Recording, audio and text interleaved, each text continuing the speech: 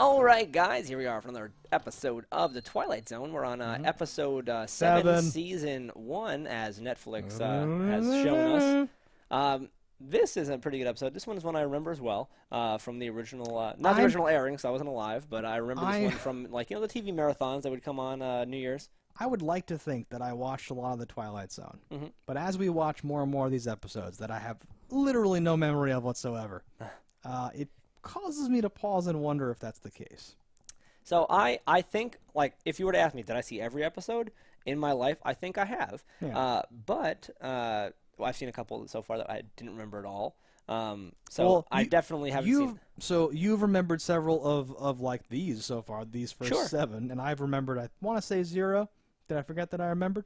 But I feel like I could start jotting down plots and come up with like a list of like between 10 and 20 of them or something like that. And none of them have been these. I don't know if the marathons I was catching were not using this season or something like that. There's a lot of episodes of this show, though. So like, that's true. Aren't there like 100 episodes? So it's not to say you haven't seen a lot just because you haven't seen these ones. But this episode is a man, he's on a prison, like a solo prison colony on like an asteroid. He has an asteroid all to himself. It seems like the least effective way to have a prison.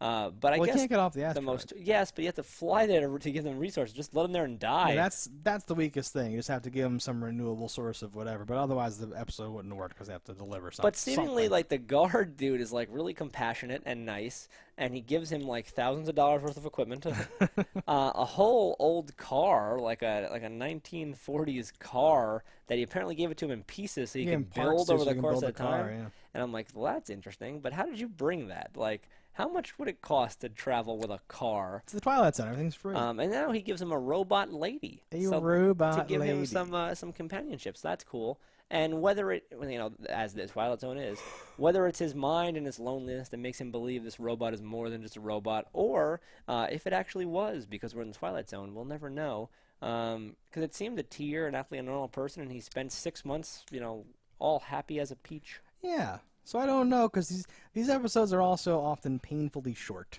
Yes, they are. Well, only 20-something minutes, 22 minutes maybe. I think we're spoiled with how deep and how fucked up things have been, partially inspired by the Twilight Zone. Sure. But for a lot of this stuff, I'm always like, I guess that's it. I guess that's enough. That's fine. But something like this, like if you've seen like Ex Machina or something like that, which takes this deep and dark, exploration about robot ladies. Do you think the robot was anything more than a robot? Like, do you think it actually had feelings and was talking to him like that, or was that him just building this in his head? I mean, I think whatever we saw is what he saw, and he fell in love with the robot. Well, yes, but what we saw being what he saw doesn't mean it's what was actually there. No, I think everything that happened. Okay, so you do think she could cry? Yeah, they probably built her to cry. Seems like a weird thing to have. Yeah, some people are into that. No, not to say that you're not, but on like a desert planet, how long do you think she could do that before she she needs to get recharged with tear juice or whatever? With lubricant? No, I don't know. Because then there's a lot of logistical problems with this to begin with, right? Where he would have to end up like repairing her or something like that or whatever.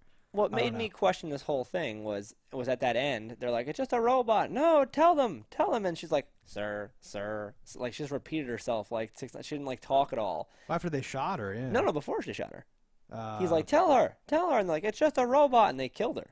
Yeah. Was she was saying anything before that? She really wasn't saying anything. Yeah, I think she was, like, frozen in fear and shock. I don't know. That was my read from it. I think because of whatever she was doing, it did not make them believe she was anything more than a robot or had any feelings. Well, they know she's a robot because they carried her 1,000 miles in like a crate without any oxygen or anything like that. No, but to know somebody is a robot, or if they're like a robot that's gained sentient, like the ability to be more of a person. I think you're going too deep into this. I think they just have sex robots, in the future, and this guy was so lonely that he literally fell in love with her as if she was a person, but everyone else is just trained. Certainly possible. Just trained to think of them as robots, even though they appear to be like people. I don't know. And he was like, "Let me fucking shoot her face off," like, bitch, she's a robot. And then he's like, "I guess you're right," and they leave. It was like very like, oh, like Twilight Zone to me is best when it builds up to like a mind fuck. Time enough at last, smash the glasses on the ground. Yeah. Oh, mindfuck.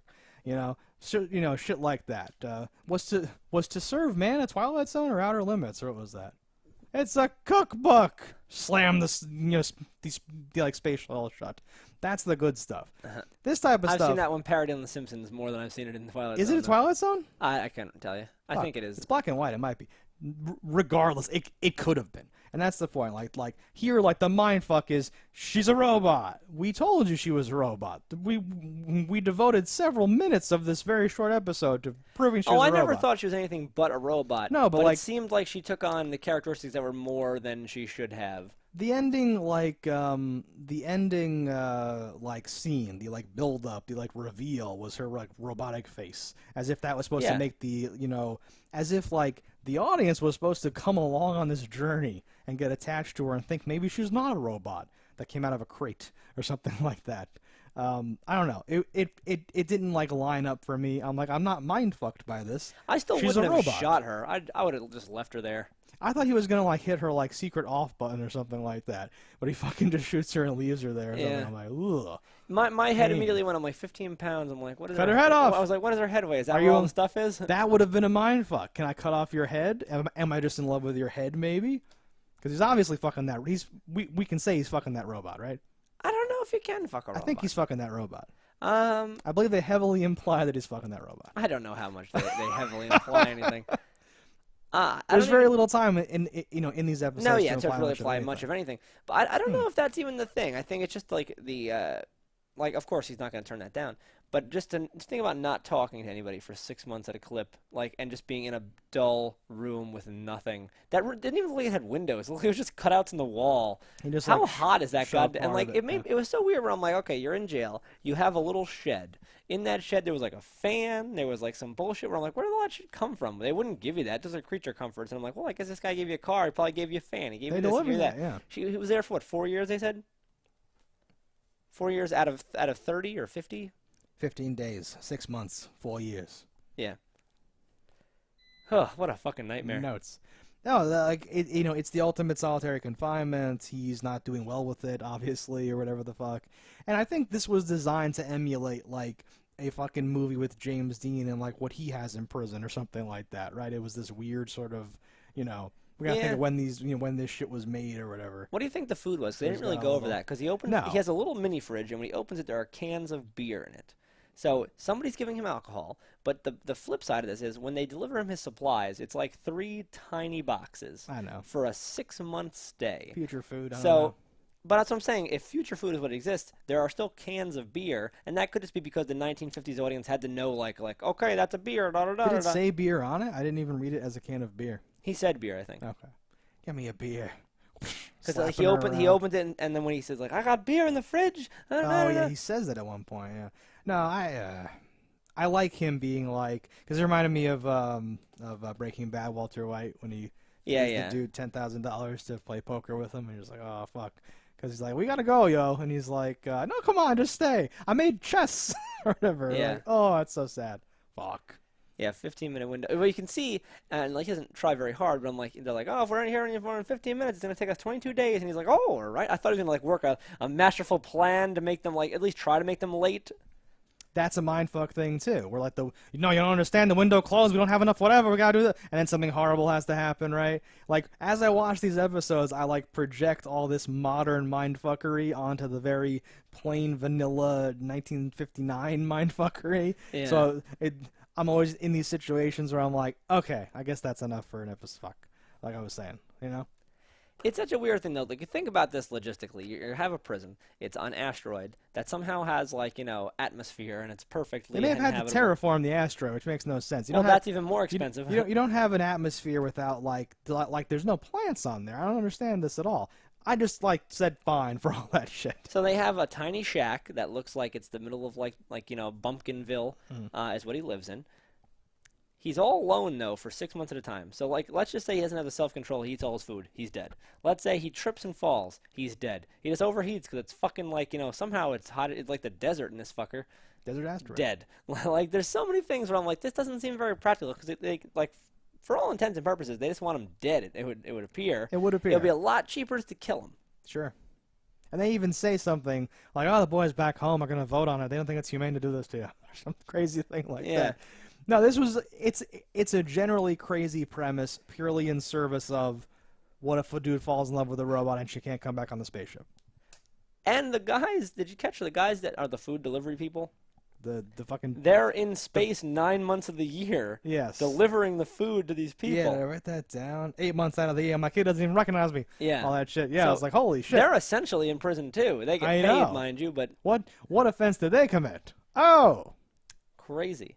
I know. Weird-ass shit. You think in the future that they had jobs that where you spend 8 months in space and they put you in some sort of a cryo sleep or whatever? In a minute. Do you think you could... No, I'm saying, assuming they would doing those things, you think you would get back... Because if you were gone for 8 months at a time and came back, so you're home for 4 months, eventually your kid would, like, be as old as you. Yeah.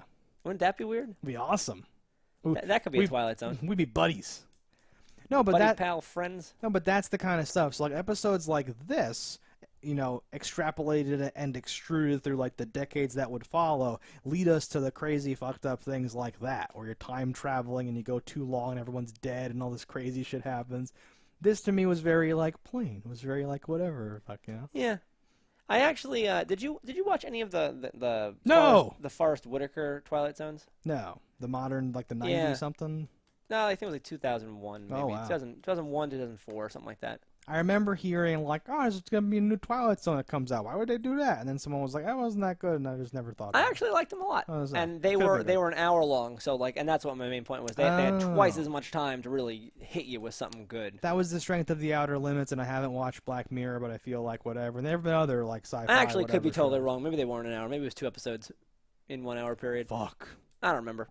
Ignore everything I say. Well, the one for years, the one season that is not on Netflix of the Twilight Zone. If you like read the thing, it's like this was produced somewhere else. The episodes were an hour. It wasn't narrated by him. Yeah. It's this weird, you know, like other thing. I don't remember much of The Outer Limits because Twilight Zone is so culturally iconic, but I do feel like longer is like better for this. Yeah, I enjoy longer. Because you'll get like a short 38-minute thing on like YouTube that some people make that's all fucked up and weird, and that even has enough time. You need some time to kind of soak in some of this stuff, I feel like. Yeah, let's do.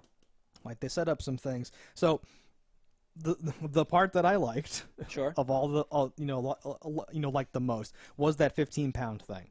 Because, like, it would have been weird out of nowhere, but they fucking have been setting it up with all their visits and all their, like, timing windows, and nope, you know, if we miss this window, it'll be 2 more weeks or something, and they've, like, set all this up. So, I felt totally prepared for this idea that there's this urgency around this decision, and he has to make it, and it's like, holy fuck, or whatever. I just didn't know if he was going to end up staying, because, like, immediately when they showed up, and he's like, you've been pardoned, or whatever, I'm like, he's going to stay with, you know, he's going to stay with the robot on the, you know, on the planet forever, or something like that, or, like, want to, But or he whatever. couldn't do that, because he would They'd die. have to, like, deliver things Nobody to him. would come to give him stuff, yeah. I know. Yeah. But that's what I thought he was going to choose to do, is like, well, I can't be without her because my love is so strong. It would have been great if he chose that, and then they killed her. And, oh, God, right? Yeah. It could have gotten so much better by making such very small decisions. Yeah. This, though, is an episode I like. Or he's like, send her or something like that. That would be weird. That would be fucked up. That'd be crazy.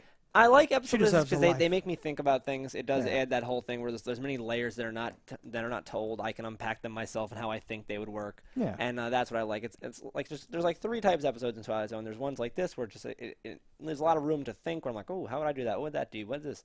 Then there's ones where like that one's bad. And then there's ones where like that was just good. And, and there's no other, like, I don't have to think about it. It's just like, no, they put it on the page the way it should be. It was good. I like your 3 categories and how one's like, that was bad. Well, because some of them are like, you know, you can't win them all. Exactly. So I want to take a minute here. Sure. So the 15 pounds I like a lot. Have you ever heard of the sci-fi story The Cold Equations? No. Ooh, baby. Oh, baby. So real quick synopsis. A dude's delivering like medicine to some planet somewhere. All right. And he's, you know, farting around his little space pod ship, whatever. It's got medicine in it or something like that. Opens up like a locker or like a thing, and a girl falls out. And she's like, shit, really, really sorry. My brother's on that planet. I just want to visit him. I couldn't afford like space bucks to like travel there, blah, blah, blah, blah, blah. This is a brutally quick synopsis, but this is an old sci-fi short story. It was written with a quill or something like that. It's not that old at all. Point is, it's awesome because it is about how he's like, no, you don't understand. Like, the fuel is like to the like drop. Like, we have exactly enough fuel to get there, And like as it is now, we've been out of space. Doc, I'm not sure what's going to happen. If you stay on this ship, we're just going to smash into the planet. We don't have enough fuel to like properly enter the atmosphere and like land with all this medicine now, or like something like that. And I like the cold equations because it ends, I believe, with her going into the airlock and dying, and he like jettisons her out of the thing. And I think that I'm not sure if that's true, but I think it has to be true because the story that I heard about the story and why I know about it is the author originally had like the pilot sacrifice himself, and the guy's editor was like, "Fuck that, the like girl should die." Because she can't fly that thing. That's crazy. Yeah, she would die anyway if like the pilot sacrificed himself. Whatever, yeah.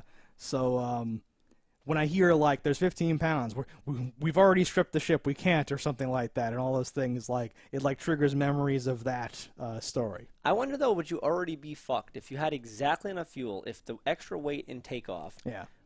Like, I feel like you'd already be gone. So that was my thought, too. I think that's addressed somewhere in there, very, like you casually or something jettisoned like her that. and some medicine or something? Something. I don't know. Like, all right, quickly did the math on it. Because, like, once you were already in space, I think you could wait to jettison her until you were, like, there, right? Because, like, there's no... I think it was Am I wrong in my assumptions that because, like, there's, like, there's no gravity in space, yeah. once you're already going, it wouldn't matter that she was on there. It would be only affecting the takeoff and the landing. I think that they took off from, like, I'm just making shit up now, but I think that they took off from a space station. And, okay, so she would only affect the landing. Most of the fuel, not all of it. It's addressed. There's like a throwaway line, but a lot of the story, I think, is, like, his narration of, like, I have to tell her this, or, like, how the fuck, all that stuff, and, like, looking at her face where she's like, sorry, I guess I fucked up, and he has to be like, no, you really, like, really fucked up. You don't understand. Like, shit, all that stuff. And, like, he's delivering medicine that will, like, save thousands and thousands, like, millions of lives or something like that. It's this, like, crazy thing. He's like, has to kill this one person. Yes. I think that, too, is, like, it's like a very important medicine. It's like there's like, a plague on the planet or something like that that he's going to, or like, whatever. Because it has to be. This is... I forget if it's like the 30s or the 50s or something like that. It's like an old story, so like they had to make it so clear that like it's so worth her dying for this to happen. Like you couldn't read it and be like, this bastard, what is he killing this girl for? Yeah. You always wonder though, is there anything like, how much does the girl weigh? There's nothing probably. Could, it makes no sense. Yeah. You couldn't get rid of like the lockers or the boxes that hold the medicine. No, most definitely. And I forget the story, and I haven't read it in like 20 years or something like that. So, but I can also see it. yes. I can also see it from the side of just like, well, why should you have to suffer at all and lose your seats if this person, is, or even is like on your 100, ship. Like 122 pounds of medicine might have saved 4 million people or something. I don't know what the honestly jettisoning the medicine is probably never an option unless it's like. Oh, I have to lose half the medicine so that any of the medicine can land. That's the only situation you could lose medicine. Or like the medicine was like rare and couldn't be synthesized. It was some like crazy like they laid it on very thick, I believe, where you're like, oh shit. But yeah, poor bastard. It was one of the first stories like that I read that gave me like the Twilight Zone kind of vibe, where you get that feeling like, oh no. Anyway, 15 pounds. Could have cut her head off. Could have had a little talking travel companion forever. Chose not to. She has no face now.